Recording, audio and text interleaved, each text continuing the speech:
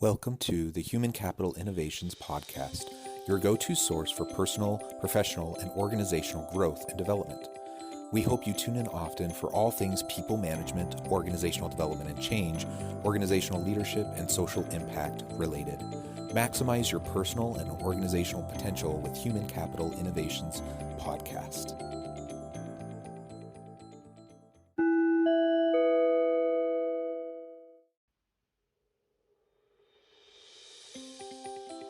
Welcome to the Human Capital Innovations Podcast. In this HCI podcast episode, I talk with Michelle Tremblay about combating bullying and creating a respectful workplace culture.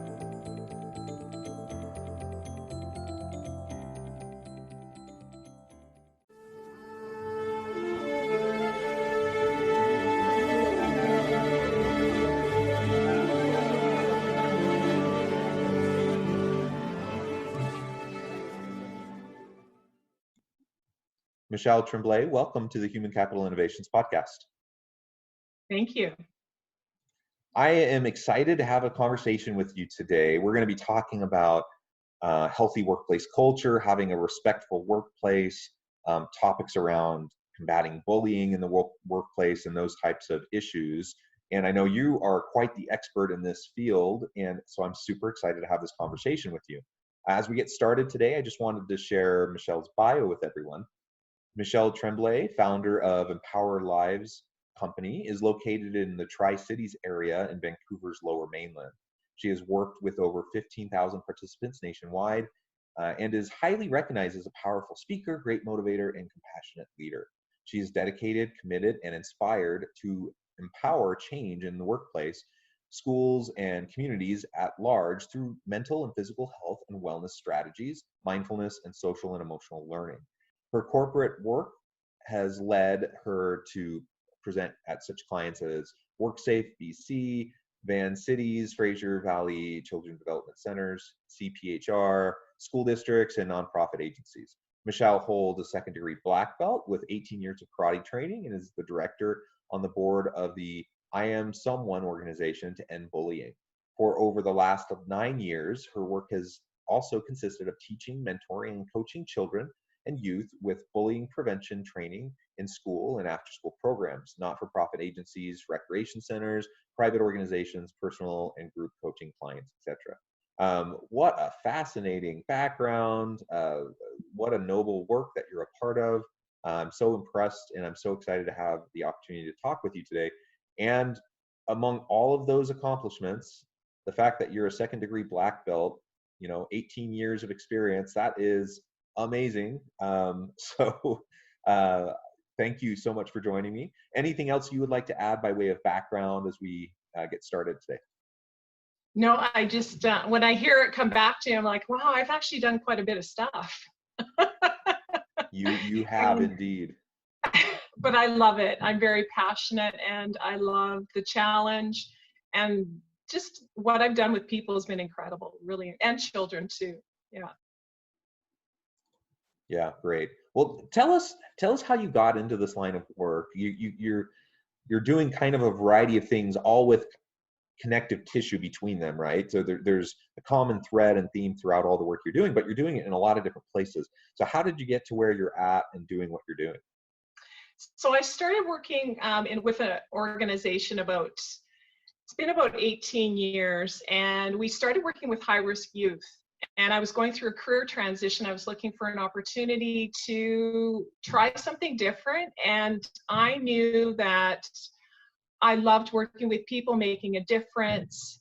And I loved also, I'm a bit of a fitness freak, so I love my martial arts, being active, anything like that. And this project came in to work with kids. And when I was delivering the curriculum, I just felt this connection to the work and how I saw the kids shift just even in a short amount of time with the martial arts training, as well as talking about some of the psychology behind bullying, the anger, the emotions, different aspects of our human nature. And when it was connected to the kids, it was just the aha moments we got were incredible. And throughout that time period, it just took off. we started working with other districts. We went to places like Nunavut, which is way up in the Maritimes, or not the Maritimes, but up in the Quebec area, working with First Nations people. We've worked with organizations as far as the Maritimes, and there was a common thread, as I said, through human behavior, even with adults. And when I moved to Vancouver, because I decided to jump into an aspect of what I really was dreaming about for my life, working in a bigger arena coming from the Okanagan, is that there was a piece that was being missed. We were working with kids, they were getting this information, but we needed to work with adults because they had missed out on some of these skills, these social and emotional learning skills of just how to be able to regulate and how to understand how to communicate, and then how to also work with educators on leadership too as well in that aspect. And it just took off down here as well, because the flavor isn't for me just to be standing here speaking to you, it's to engage you with your physical body. And people just love that. And it's not where I'm taking you so deep in that aspect of also shifting you to breathe, teach you about mindfulness. And it just became this kind of organic project in itself to unfold in the business world. And I felt that, okay, I've got something here. And so now it's in a place where it's still morphing into many different things because of obviously what's going on with the pandemic right now. It's very, very cool. I mean, such a wonderful area to get into, and listening to you talk about that process of kind of finding this opportunity and then leveraging it is quite inspiring. So I appreciate that. Tell us a little bit more now about how this applies into the workplace setting. So you've talked about working with children, working in schools, working with parents. How about for leaders within an organization who are thinking about, they have to deal with, difficult behaviors sometimes amongst people on their teams, unfortunately. I mean, you would hope that with adults that you don't have to do that, but it's still the case. And we see a range of things. We see bullying, we see discrimination, we see sexual harassment, we see all sorts of negative behaviors that need to be dealt with, unfortunately, within organizations. So what can a leader do, using the types of techniques and tools that you've been developing for all of, to be used in all these arenas? What can they do to start to make a difference for their people within their teams? I think it's important to understand the role of a leadership in the leader itself. And sometimes leadership becomes very egotistical. It can be very gender orientated. It can be very positional in power. And I think that definition of an organization and that individual who understands how to actually lead themselves first, has to have a strong awareness about who they are as an individual. I read this great quote a couple days ago from a native proverb that said, "Never follow a leader that's more in love with power than its people." And that really impacted me in how I've always seen my work. It's always about the people. So as a leader going into an organization to do this work and having the struggles, there has to be a self-awareness and identity for the leader itself. And who is going to be looking up to that, but to be able to be mentored and shifted as well as an individual, you constantly have to be growing. Now, within a team environment, that leader has to recognize, obviously, there's toxic behaviors in the workplace, and that's going to continue to unfold with absenteeism, morale, lack of motivation, people that are just not willing to want to show up, mental health issues. I think it's important to always know as a leader that you have to ask for help if you don't have those kinds of skills yourself. So you're going to bring someone like myself in to do this, that you're going to work together as your team to find out what are some of the issues that we're dealing with and how can we deal with this, because people don't know what they don't know unless they are told or they know something different. So you could have people that are aggressive in your workplace, but they think they're being assertive. the dynamic of that. So I think as a leader, you have to recognize that your level of vulnerability to say that I have an issue here that I need to be dealing with, but I don't have the tools or the skills, is that first step to be able to recognize that, okay, I need to check in and I may need to get help with this too as well. Yeah, I think that's so important. All of those issues and trying to understand the underlying dynamics behind the negative workplace behaviors. Now, sometimes you can't tolerate certain behaviors, and if those occur, then there may need to be discipline or even severing the employee relationship with the organization. That's the hard part of the hard work of being a leader is dealing with those difficult kind of situations and having those difficult conversations.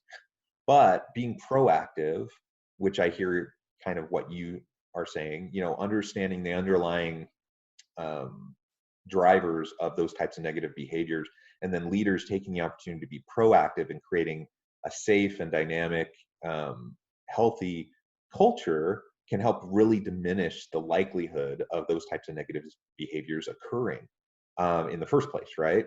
And I think it all comes down to something I know you talk a lot about, and that's just a basic fundamental focus on the dignity and respect of others, right? So it's not rocket science. It's like literally a super simple idea. Just treat everyone with dignity and respect, be kind.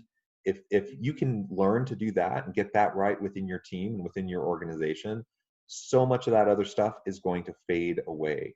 But unfortunately, we live in a world that's highly polarized, where people are constantly like bashing heads against each other because of disagreements and tribalism and different ideologies. And we forget that we have more similar than we have different, and our differences aren't negative. They're ways that we can see the world differently, that we can come together to drive better solutions for organizational problems, and that in fact we're in this together, and we still get to treat each other kindly with dignity and respect. When we do that, and we can have civil discourse even amidst disagreement, then you can break down those situations where tempers rise, where people are focused, more ego driven, focused on themselves. You can start to have this more holistic approach to everyone looking out for everyone else. Mm-hmm. And all I can say and reflect on is from my martial arts training, when I first walked into my dojo, there's a whole level of Japanese culture that is about respect. And you bow and you have a leader. And boy, that leader is a powerful individual in your life. He is someone that is intelligent. He is someone that cares about his students. He's someone that sees your potential. And he's not going to let you get away with just showing up just a little bit. He's going to push you to those next spaces within yourself. And I think as a leader that I've experienced that as someone that I wanted to mentor and emulate those kinds of qualities, and saw how powerful that was as a team to really truly invest, to show that you care, to show that you are of value. And I mean, it isn't rocket science, but it's what's the motivation behind this person in leadership? Is it about your title, or is it about your role as a leader? And so that definition for me is how I see things starting to change, where we're becoming more conscious of that and wanting to take care of the needs of the people instead of it all being about us. Because if I am the leader, I win when you win.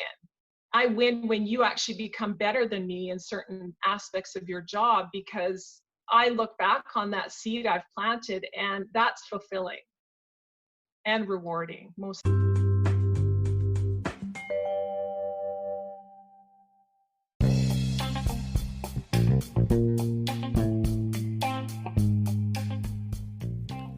I'm excited to announce the publication of my new book from HCI Press, The Alchemy of Truly Remarkable Leadership: Ordinary, Everyday Actions that Produce Extraordinary Results.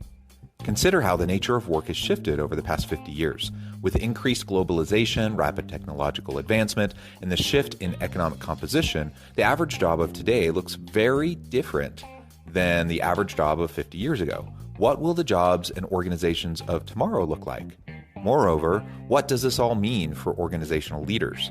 What are the core competencies and capabilities of organizations and their leadership that are prepared for continued disruption and geopolitical and socioeconomic shifts? Regardless of what the future holds, increasingly, leaders need to be socially minded, data-driven, decisive, champions of talent, and disruptors of the traditional notions of leadership, teams, organizations, and work. The Alchemy of Truly Remarkable Leadership will help you to explore your own leadership competencies and capabilities and consider ways to apply and implement them into your workplace and personal life.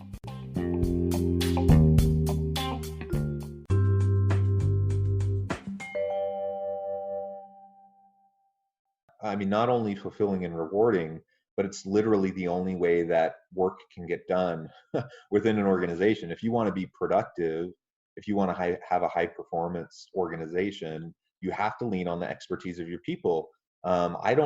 Even the most brilliant people that I know in my life, I don't know anyone who could take over single-handedly all the roles on their team and gets everything done that needs to be done. It's just not possible, and that's why we have teams, right? That's why we have people with different expertise. And the leader, once you're in that role, you have some level of expertise, obviously, because you've had success in your career up to that point to be put in that role. But you are now creating the vision and the strategy, and then supporting and empowering the people on your team that report to you. And they're the ones on the ground, right? They're the ones with the expertise in their specific spheres, and they're the ones you need to lean on. And so I like how you described, the primary role of a leader is to help those that they work with to learn and grow and become even better than them. That is the true mark of a good, powerful leader. Someone who's constantly developing other people, who's not so caught up on themselves and their own ego to think that they have to know everything, that they have to be involved with everything, that they have to have their fingers in every little different activity that's happening. But they learn to trust their people, they empower their people, they lean on the expertise of their people, and that creates a dynamic environment where people perform at peak levels, or at least where they have the opportunity to perform at higher levels and drive more productivity, innovation, all of those types of positive outcomes for the organization. And that's what makes you a successful leader, right? It's when the organization performs for the marketplace. And it's not going to perform for the marketplace when you're micromanaging, when you're stifling the creativity of your people. And it's certainly you're not going to create as much value for the marketplace as you could when you have negative workplace behaviors occurring, when you have people engaged in harassment, people engaged in bullying, people engaged in just withdrawal cognitions, disengagement, absenteeism, all those types of things. That's what drives down the success of an organization. And that's why we need to create dynamic, safe environments that foster respect for everyone. That includes respect for self, respect for your leader, respect for your teammates, everybody. And sometimes you have to start at square one, depending on the organization, of where you're able to bring in those skills and those tools for people to recognize their own, how they're contributing, whether it is positive or negative. And we do know that a healthy environment will produce a healthy result within healthy people. So those people have also to have good mental health and wellness. And how are they showing up with everything else that's going on in their life? This is a human being first, instead of just looking them as an employee. And it's a very delicate subject that we talk about mental health, because I don't want to be telling everybody my issues and things that may be going on, but we know it's going on. And it's rampant in us trying to show up and be contributing in a positive way when I'm dealing with an addiction or there's marital issues. And this is the reality of life. So what I'm seeing is that there's organizations that are looking at that aspect of helping their people with those parts, and to take the time to invest in that, to know that they're going to help from that place of care and show their value with that individual, to bring their organization to an organization that you'd want to show up for work and be able to contribute it because you're truly cared for, not just by the numbers that you're bringing in, but the fact that, you know, like I'm having something happening in my home life, so there has to be safety for me to be able to deal with it. And I think it's, you know, it's a community. It's a community of people that you're working with and you spend a lot of time with. And to have that ability to be able to inspire that within individuals and get the help that they need, is recognizing that, you know, we just can't just pretend it's not there anymore. It's like this pink shirt day that we put on a purple t-shirt, pink t-shirt. I must have other colors in my head. And we'll say it's anti-bullying, but we're still not really getting to the core issues of what's going on. So we are now starting to realize that the psychology of all of this is about giving people a lot more way to recognize that this is not working anymore. And we've got to make this change. And I think this is a really great time in our world to start to see this shift. Yeah, I agree. I mean, right now in the middle of this disruptive environment, disruptive global economy, you know, the pandemic raging, political and social strife, and difficulties and challenges, it's causing organizations and leaders to rethink everything, really, trying to figure out what they can do to be successful, to keep their doors open, to support their employees. And it's requiring leaders to have difficult conversations.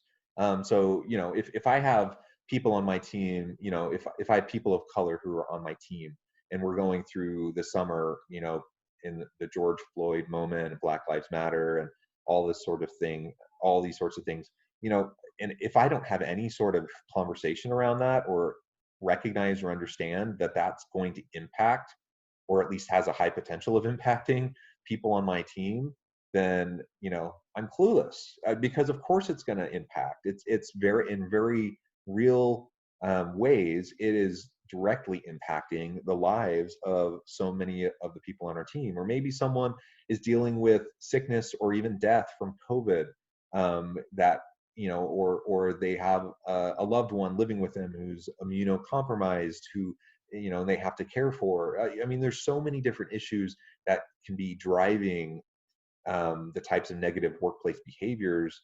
And especially when you have someone who has been a really great employee for you in the past, and all of a sudden you start to see a shift in the way they communicate, the way they behave, and there's negative behaviors that you don't like.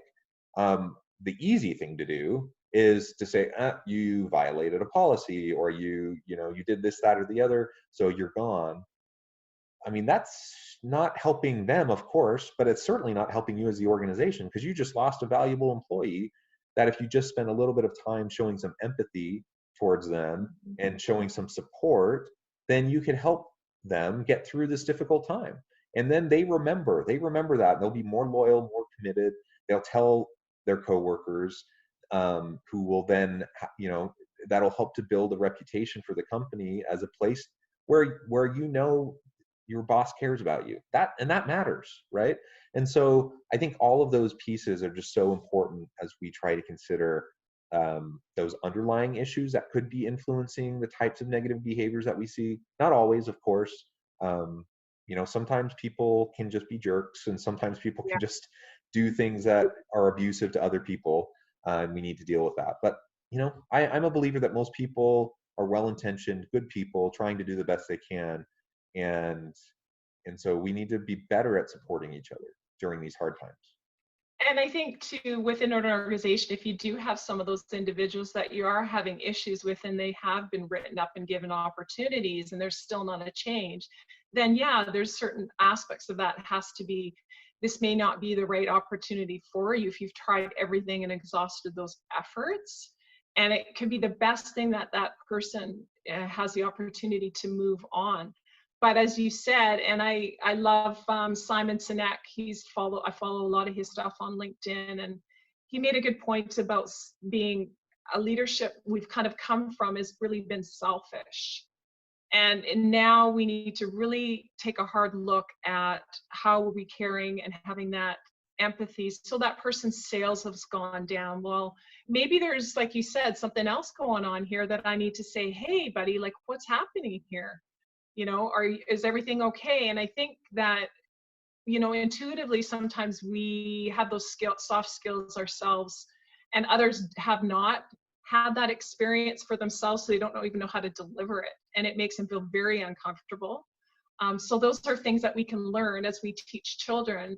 Adults can learn that too as well, but it's just showing that you're taking that time and effort for an individual, because they will produce so much more for you when you invest in who they are as a person. And it can be as simple as just asking them how their weekend was and genuinely caring, because we can tell whether it's fake or not and where that comes from. So I love what I do because I'm able to go in and incorporate a lot of these pieces, but do it in a really playful, fun way that doesn't put people individually on the spot where they're feeling like they are called out on it. And as a group, there can be a lot of vulnerability through that can be exposed to say, you know what, actually I do need some support here. And it's amazing what can come when you create that trust and that safety within that organization. Safety and trust, respectful environment, treat people with dignity and respect, be kind. Yeah, it kind of comes back to those basic features. And I can say that I didn't honestly know what respect was until I started with my training in martial arts, because there were, you know, concepts and ideas about it, but it was actually a feeling of how someone honored who I was and was considerate and respected me by showing up on time or whatever it was. That environment was engaging, and it was also about lifting. But it was about that feeling for yourself to take pride in who you are and how you are contributing, how you're showing up.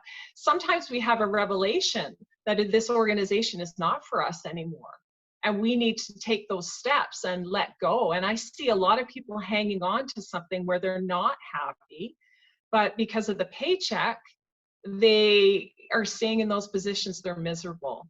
And it's difficult for people to make change, to understand that the fear of the unknown is just the fear of the unexperienced, and it's uncertain, but we still have to sometimes take those steps. And I'm also going to say is you need to have a mentor or a coach. I've had great people in my life, I continue to have. And as a leader, and anybody that's going through anything even at this point, is to be able to manage that, not by yourself, but by people around you to help you, because you need to have that support system. Michelle, it has been a real pleasure talking with you. The time has flown by, and we're already coming close to the end of our time together. But I did want to make sure before we part ways today that I give you a chance to share with listeners how they can get connected with you, find out more about your organization, and let us know if there's anything else you would like to share. So what's happening right now is I am transitioning to everything online, which has been a big learning curve for me and exciting but scary at the same time. I'm ready to open up the doors to other organization or corporate clients, and also the work I do within the school system and communities to offer programming, workshops, keynote speaking engagements, and any kind of opportunity that I can help a team engage in mental health and wellness. So everything can be directed towards my website, www.empowerlives.com. And through that, there's lots of information on there, how people can get a hold of me and even customize what they want to do with their team. They may have an issue with accountability and responsibility with their leaders, and I have gone in and done work around that, which has been fantastic. So I'm excited about what I can do on a bigger scale right now with what our platform is. So here's to all the good successes for us coming with this shift that's happening in the world today. Excellent. Thank you, Michelle. It's been such a pleasure. I really hope that listeners will reach out, get connected, find out more about what Empower can do for you. And as always, I hope everyone can stay healthy and safe, find meaning and purpose at work each and every day. And I hope everyone has a great week.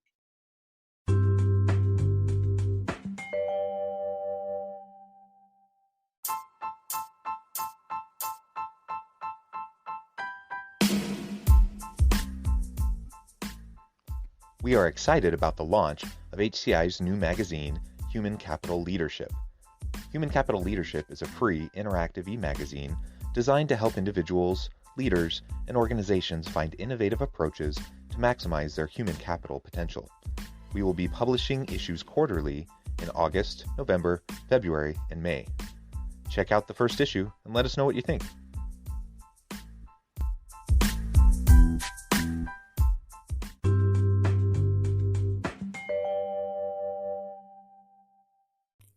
Thanks again for joining us for this episode of the Human Capital Innovations Podcast. I hope you stay healthy and safe and that you have a great week.